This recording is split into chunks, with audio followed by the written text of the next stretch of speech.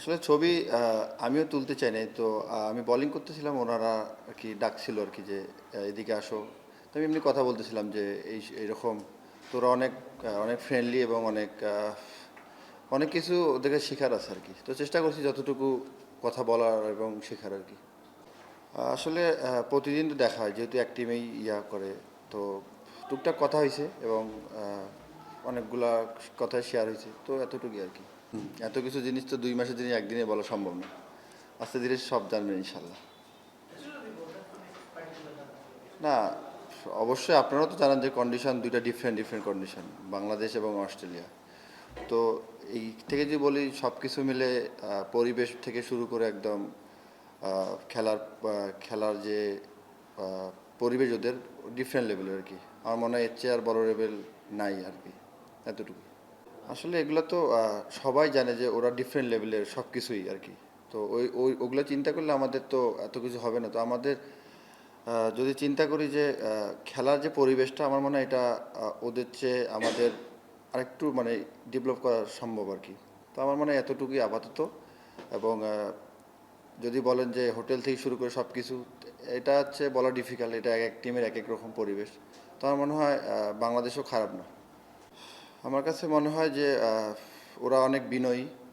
যত বড় ক্রিকেটার হোক না কেন, ওরা অনেক সাদা সরল, মানে যে কাউকে আর কি আরামসে অ্যাডজাস্ট করে ফেলে আর কি। আমার কাছে এটা ভালো লাগছে যে বড় ছোটো কোনো কিছু দেখে না, এটা ভালো লাগছে আর কি। তো আমি চেষ্টা করবো যে এরকম ভাবে থাকার।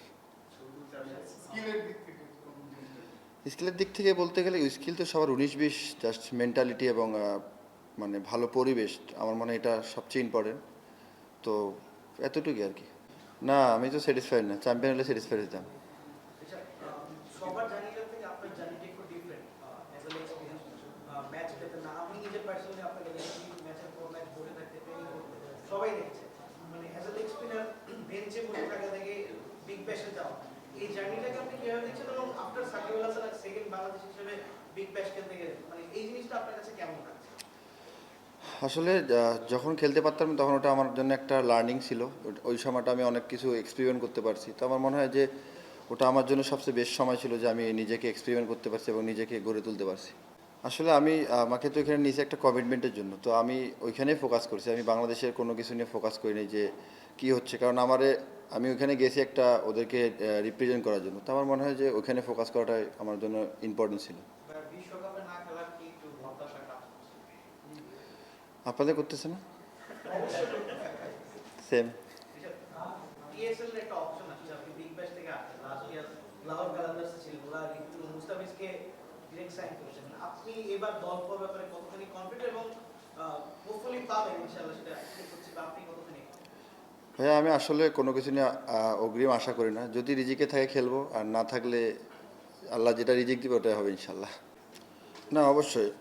ওরা জিজ্ঞাসা করতেছিল যে বাংলাদেশের তো অনেক ট্যালেন্টেড প্লেয়ার আছে। তো আহ, ওরা জিজ্ঞেস করে যে ওরা বাইরে খেলে না কেন এরকম। তো আমি বলতেছি যে অবশ্যই খেলবে, এখন সুযোগ আসলে অবশ্যই খেলবে। তো ওরা অনেক আগ্রহী যে যদি ওই সুযোগটা দিতে পারে আর কি, আমার মনে হয়। আপনার ব্যাটিংটা নিয়ে বোলিংটা নিয়ে তো কাজ করবেন বা করেছেন এখানে ব্যাটিংটা নিয়ে আলাদা কি শিখলেন যে ওখানে ব্যাটিং ফ্রেন্ডলি থাকে কিনা বা ব্যাটসম্যান টিমসগুলো আসে আর সেকেন্ড বিষয়টা হলো যে এই বিজনেস খেলার পরে আপনার নিজের কোন জায়গাটা আসলে ওইখানে তো বেশি ম্যাচে ব্যাটিং করার সুযোগ হয়নি। তো চেষ্টা করছি যে প্র্যাকটিসে যতটুকু নিজেকে রেডি রাখা যায়, যখন সুযোগ আসে কাজে লাগা। আর ইমপ্রুভের জায়গা বলতে গেলে ভাইয়া, ইমপ্রুভের জায়গা ইনশাল্লাহ মাঠে চেষ্টা করবো দেওয়ার। সব কিছু তো আর সব কিছু সামনে বলার উচিত না আর কি। থ্যাংক ইউ ভাই, লাস্ট কোয়েশ্চেন। আপনার ফুটবল আসার পেছনে হাতুরু সিং এর একটা মানে বড় ছোট ভূমিকা আছে বলতে গেলে ওনার সঙ্গে আপনার দেখা হয়েছে অস্ট্রেলিয়াতে ওনার সঙ্গে কোনো পার্টিকুলার কোনো কথা হয়েছে বা উনি কিছু বলেছেন? আসলে দেখা হয়েছে অবশ্যই, হ্যাঁ। এটা আপনারা মনে হয় জানেন। তো দেখা হয়েছে, কথা হয়েছে। বলতেছিলাম আর কি যে মানে আরও কি কি করা যায় সামনের দিকে এইসব, যেহেতু উনি অস্ট্রেলিয়া থাকে। তো চেষ্টা করতেছিলাম যে ওনার কাছে আরেক দুই একটা টিপস বা কোনো কিছু নেওয়ার জন্য, এতটুকু, বেশি কথা হয়নি। এই ম্যাচটা নিয়ে যদি বলেন, এই ম্যাচে বোলিংটা যদি বলেন এবং এই টুর্নামেন্টে যদি বলেন, হ্যাঁ, আপনার বুঝিনি। আজকে বোলিংটা হ্যাঁ, আপনার ম্যাচটা যদি বলেন কেমন লাগবে? ম্যাচ জিতছি আলহামদুলিল্লাহ।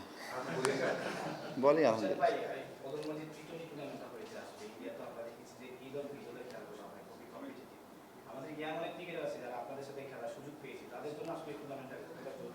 কিংবা সামনে বিসিবিকে বলবেন কি এই ধরনের টুর্নামেন্ট আয়োজন করতে? না অবশ্যই এগুলো হচ্ছে আমাদের যে ইয়াং জেনারেশন যেটা আপকামিং আসতেছে ওদের জন্য একটা বড় অপরচুনিটি এবং ওরাও বুঝতে পারে যে ন্যাশনাল টিমের আশেপাশে খেলতে গেলে ওরা কীরকমভাবে মেন্টালি রেডি হওয়া দরকার। তো আমার মনে হয় এগুলো যদি করে তাহলে প্লেয়ারদের অনেক বুস্ট আপ হবে যে না আমাদের ওই জায়গা যাওয়ার জন্য আমাদের আরও রেডি হইতে হবে, আমার মনে হয় এটা।